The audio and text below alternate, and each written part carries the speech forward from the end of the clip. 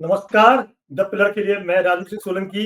मेरे साथ हैं बिग भारत के मुख्य संपादक, साथ ही पत्रकारिता जगत का अनुभव रखने वाले, साहित्य और संगीत की समझ रखने वाले कुमार रवि जी और बिहार चुनाव पर अपना गहन अध्ययन है। तो बात करेंगे बिहार चुनाव 2025 के बारे में। इस समय क्या स्थिति है? डेट डिक्लेयर हो चुकी हैं, तारीखें डिक्लेयर हो चुकी हैं, शंखनाद हो चुका है और कुछ सीटें भी डिक्लेयर हो चुकी हैं अलग-अलग पार्टियों द्वारा। तो फिलहाल सर्वे भी कई आ चुके हैं। अलग-अलग सर्वे अलग-अलग पार्टियों को जिता रहे हैं, अलग-अलग पार्टियों को हरा रहे हैं और मुख्यमंत्री चेहरे पे भी कभी कोई आगे निकल जाता है, कभी कोई आगे निकल जाता है। इन सब बातों पे और बिहार के मुख्य मुद्दे क्या हैं, सबको समेटते हुए रवि भाई से हम बात करेंगे बिहार चुनाव 2025 के बारे में। क्या माहौल है रवि भाई इस समय? बहुत-बहुत स्वागत है द पिलर पर। सबसे पहले बहुत-बहुत धन्यवाद आपका राजवीर सिंह सोलंकी साहब कि आपने द पिलर पे हम लोगों को जोड़ने का प्रयास किया है। साथ ही जिस प्रकार बिहार की राजनीतिक सियासी हलचल चल रही है, लगातार लोग कयास लगा रहे हैं कि इस बार मुख्यमंत्री की ताज जो है वो किसके सर सजेगी और कौन व्यक्ति इस बार फिर मुख्यमंत्री बनेगा। इन तमाम चीज़ों पे लोगों का नज़र टिका हुआ है और हम सभी लोग भी इसी की उम्मीद में हैं कि देखिए बिहार की जनता इस बार किसे बहुमत से जिताती है और किसे सरकार बनाने में मदद करती है। नहीं, चुनावी सर्वे अलग-अलग। पहले तेजस्वी यादव का ग्राफ बहुत आगे था एज़ ए सीएम। धीरे-धीरे प्रशांत किशोर बहुत आगे निकल गए और करीब-करीब प्रशांत किशोर, तेजस्वी यादव और नीतीश कुमार बराबर पे आ गए इस समय पे सर्वे में, मुख्यमंत्री के चेहरा के रूप निश्चित में। देखिए, लोकतंत्र में सबसे बड़ी खूबसूरती ये होती है कि जब तक मतदान हो नहीं जाता है, अलग-अलग सर्वे और अलग-अलग डाटा और टेलीविज़न चैनल भी अपना अलग-अलग जो रिपोर्ट है वो पब्लिश करते हैं। लेकिन जिस प्रकार जनता की और धरातल पे जो दिख रही है चीज़ें, जनसुराज जो है वो काफ़ी अच्छा कर भी रहा है। कल जनसुराज ने अपना डिक्लेरेशन भी जारी किया है, जो कैंडिडेट का लेटर है, जो कैंडिडेट का नाम है, उसको उन्होंने डिक्लेयर किया है और बहुत अच्छे पर्सनैलिटी जो हैं, वो जनसुराज के बैनर पे इस बार आ रहे हैं। जैसे मांझी विधानसभा है, वहाँ से बिहार के सबसे लोकप्रिय चेहरा, बहुत सीनियर एडवोकेट है वाई.वाई. गिरी, उन्हें उनका नाम डिक्लेयर किया गया है। साथ ही हिमाचल प्रदेश के एक्स एडीजी हैं, जयप्रकाश सिंह नाम है, वो सारण विधानसभा से आए हैं। जागृति ठाकुर हैं, उनको लाया गया है और तमाम बड़े चेहरे जो हैं वो जनसुराज उसका नाम घोषणा किया है। लेकिन सबसे दिलचस्प बात ये है कि जो जनसुराज के सुप्रीमो हैं प्रशांत किशोर, तो प्रशांत किशोर अब तक अपना नाम जो है वो किसी सीट के लिए उन्होंने नहीं घोषित किया है। साथ ही एक सस्पेंस भी उन्होंने बना के रखा है। लगातार वो जहां से तेजस्वी यादव का गढ़ माना जाता है, जहां से तेजस्वी जी चुनाव लड़ते हैं, उस सीट को लेकर उन्होंने सस्पेंस बना के रखा है, राघोपुर सीट को।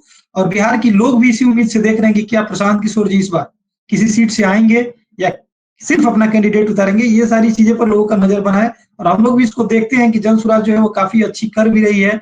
अभी तक बिहार में मजबूत विपक्ष की जब बात आती थी तो आरजेडी की बात आती थी सरकार के विपक्ष में रहने के बाद, लेकिन अब जनसुराज जो है बहुत मजबूती से उभरा है और बिहार में एक मजबूत पार्टी के रूप में सामने आया है।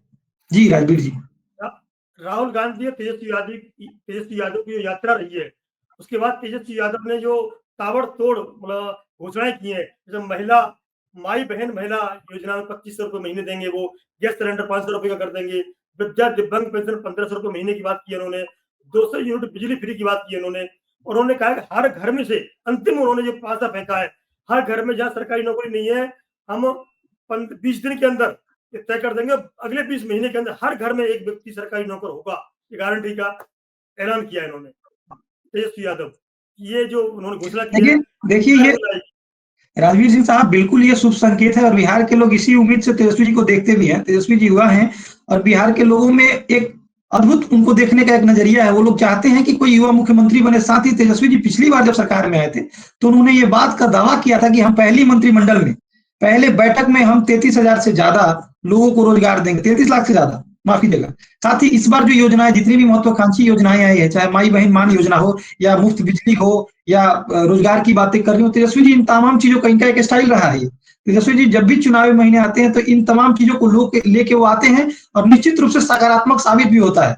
बिहार के लोग तेजस्वी जी को इसलिए भी सुनते हैं कि वो युवा हैं और उन्होंने जिस प्रकार जब स्वास्थ्य मंत्रालय का जिम्मेदारी संभाला था, जब वो स्वास्थ्य मंत्री थे बिहार में, तो उन्होंने मिशन 60 लॉन्च किया था। मिशन 60 में उन्होंने ये टारगेट दिया था स्वास्थ्य कर्मियों को कि विद इन 60 डेज में जो भी हेल्थ की इसेंशियल कमोडिटीज हैं, जो भी हेल्थ रिलेटेड इसेंशियल रिसोर्सेज हैं, उनको फुलफिल करे। साथ ही जितनी व्यवस्थाएं हैं स्वास्थ्य व्यवस्था में, उसका समुचित व्यवस्था कराने का उन्होंने टारगेट दिया था डॉक्टर और सीएसओ को। तो तेजस्वी जी का काफी अच्छा अनुभव भी रहा है। लेकिन अब देखना यह है कि ये जो चुनावी महीने हैं, क्या बिहार की जनता इस बार फिर तेजस्वी जी को चुनेगी या प्रशांत किशोर की जिस प्रकार की दावे, जिस प्रकार की घोषणाएं आ रहे हैं, जनता उधर रुख करेगी, ये तो अभी कहना मुश्किल है। लेकिन निश्चित रूप से तेजस्वी जी और प्रशांत जी की जो लड़ाई है, जो बेरुखी है और जो सियासी सरगर्मी है, ये बहुत तेजी से चल रहा है।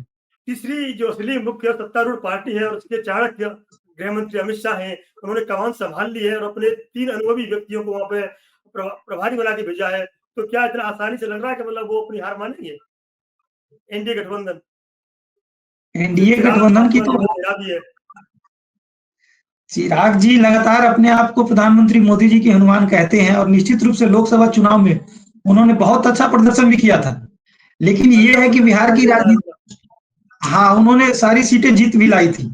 उनके उनके पार्टी की सामूहिक जितने लोग हैं सब लोगों ने जीत के आया था। लेकिन बिहार की जनता जो है वो अब विकास पे बात कर रही है। बिहार की जनता जो है अपने मूलभूत आवश्यकताओं पे बात कर रही है। प्रशांत जी ने जिस प्रकार पॉलिटिकल एंगल दे दिया है बिहार को, जिस प्रकार प्रशांत जी ने माइग्रेशन पे, पलायन पे, बेरोजगारी पे, तमाम चीजों को दूर करने का जो ब्लूप्रिंट दिखाया है बिहार के लोगों को, बिहार के लोग निश्चित रूप से इस बार बीजेपी के बातों में नहीं आएंगे और उन्हीं को चुनेंगे जो काम करेंगे या जो उनको लगता है कि कुछ बदलाव करेंगे। क्योंकि निश्चित रूप से पिछले कुछ दिनों से आप देख रहे हैं कि राजद, जदयू, भाजपा ये आते रहा है, लेकिन प्रशांत को एक नए विकल्प के रूप में लोग देख रहे हैं। अब देखना ये होगा कि क्या अमित शाह जी, जो इतने बड़े पॉलिटिकल समझ रखने वाले, जो पॉलिटिकल एनालिसिस रखने वाले नेता हैं, जो सत्तारूढ़ दल के बहुत बड़े नेता हैं, क्या उनकी रैलियां कितनी सार्थक हो पाती है और बिहार के अलग अलग क्षेत्रों में इस बार बीजेपी जो है वो कैसी कैंडिडेट उतारती है। क्योंकि एक चुनौती भी होगा जब एक्स एडीजी, जब आईपीएस आईएएस जैसे लोग, शिक्षित लोग आएंगे किसी पार्टी से, तो निश्चित रूप से जो शिक्षित लोग हैं वो एक बार वोट करेंगे और बिहार के लोग इस बार बदलाव के मूड में हैं। नहीं, वो कहते हैं देखो पटना में मेट्रो आ गया और इस तरह का बहुत सा विकास कर रहे हैं, डेवलपमेंट कर रहे हैं, 1 करोड़ नौकरियां भी देंगे, 10,000 रुपए हमने एंटरप्रेन्योरशिप के लिए महिलाओं के लिए डाल भी दिया है। वो घोषणा कर रहे हैं, एनडीए सरकार के लिए हमने शुरुआत कर दी है। क्या प्रभाव पड़ेगा? देखिए, चुनावी महीना है, ये चुनावी वर्ष है, चुनावी वर्ष में तमाम घोषणाएं होती है।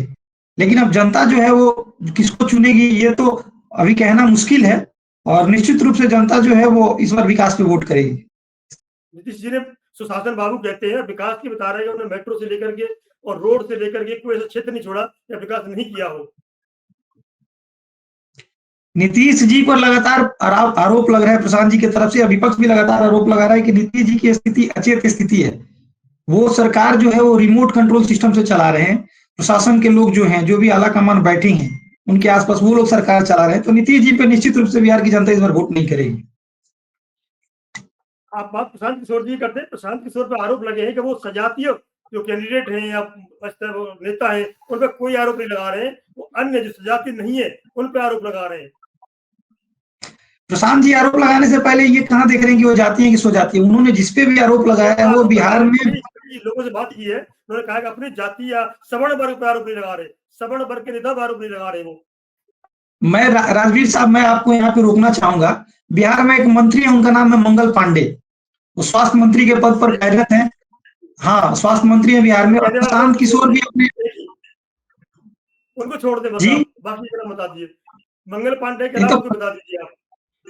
मंगल पांडे भी तो स्वजातीय हैं।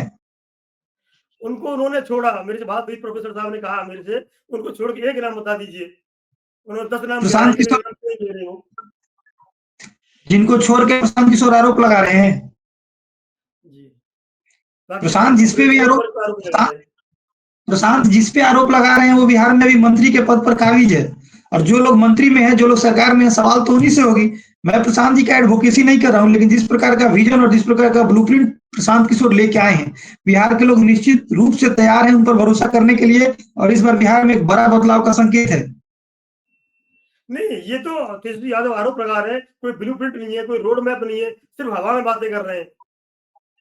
आप जिस योजना का नाम बता रहे हैं, अभी आपने बताया मुफ्त बिजली का, तमाम मैनिफेस्टो में जो प्रशांत किशोर ने डिक्लेयर किया है, तमाम बातों को जिन्होंने अपने मैनिफेस्टो में शामिल किया है, सरकार उसको कॉग्निजेंस में लेके और उसको बिल बना रही है, उस योजना को पास कर रही है। आपने देखा होगा पिछले दिनों प्रशांत जी के मैनिफेस्टो से 2-3 चीजों को उठाया गया और 2-3 बातों को सरकार जो है गंभीरता से लेके उसका नियम और उसका योजना बनाया है अभी।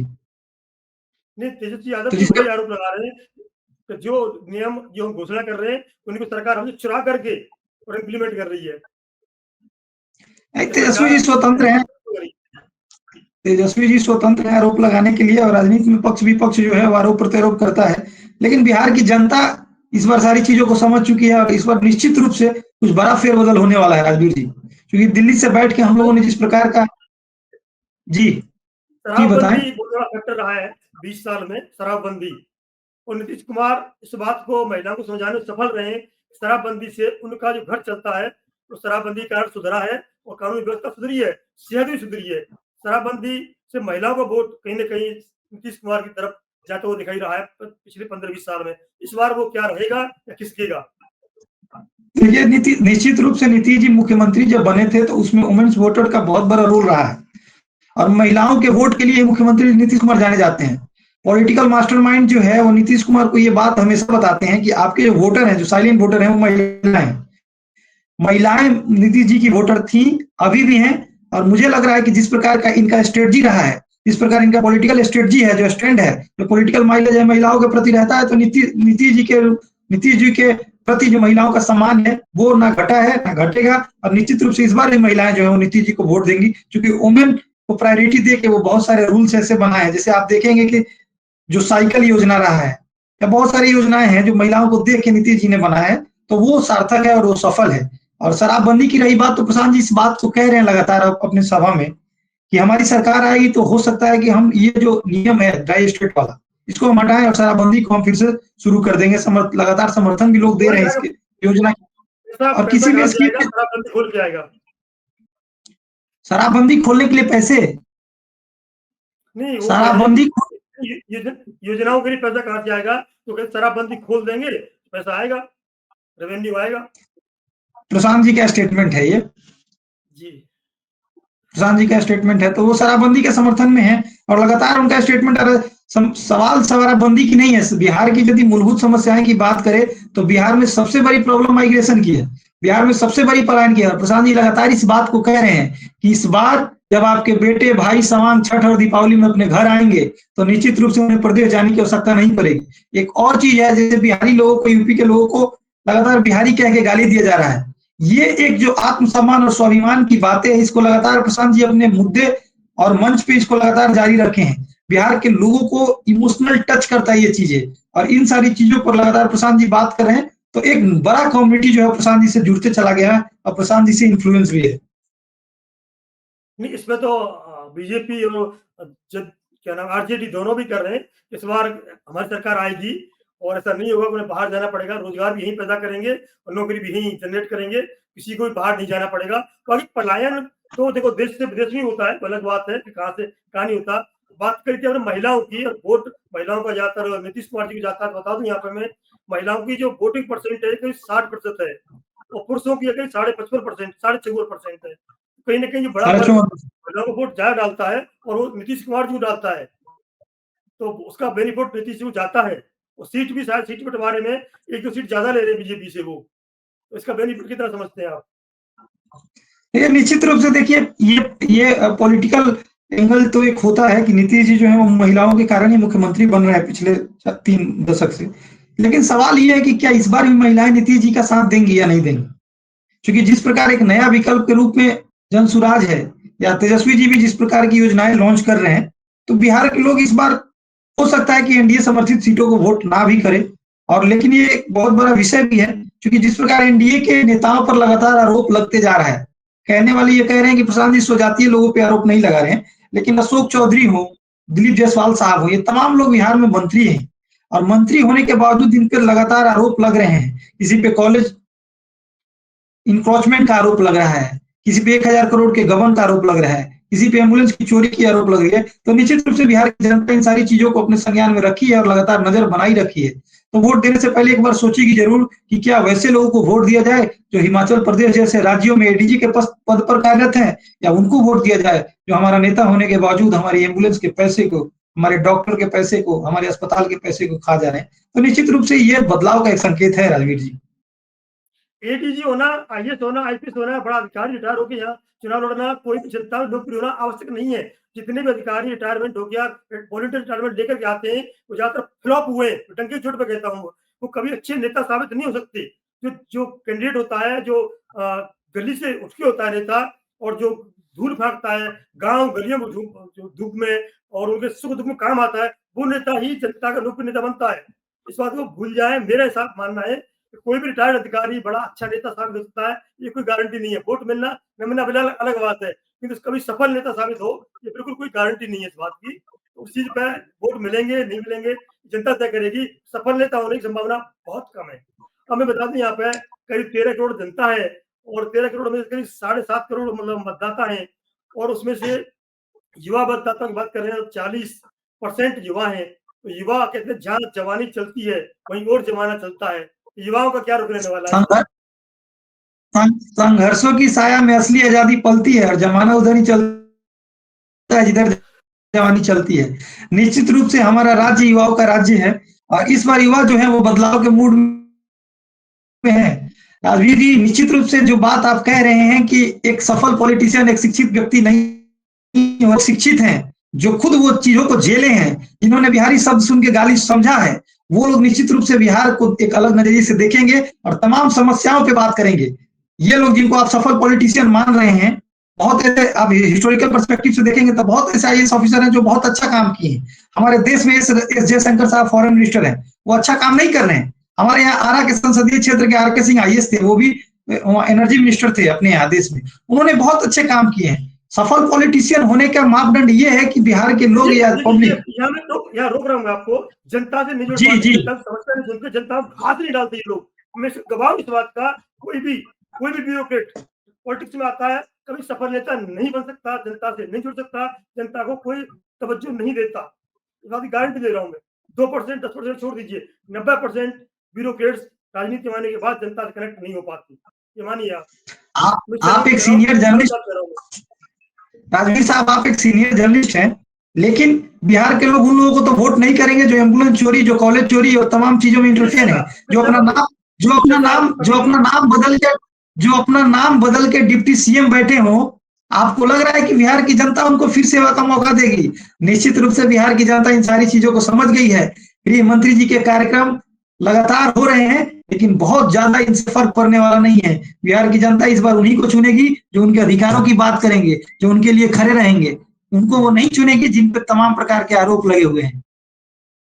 बिहार के विकास की बात बहुत कम लोग कर रहे हैं, रेवड़ियां बांट रहे हैं अपनी जगह पे है, किंतु जैसे बाकी स्टेट में बाढ़ आई हुई है, चाहे आईटी सेक्टर की बात हो, चाहे वो इंडस्ट्रियल एरिया की बात हो, की बात जोन बन रहे हैं, स्पेशल जोन बनाए जा रहे हैं, इंडस्ट्रियल जोन बनाए जा रहे हैं, कॉरिडोर बनाए जा रहे हैं। तो बिहार में ऐसी बातें क्यों नहीं हो रही है?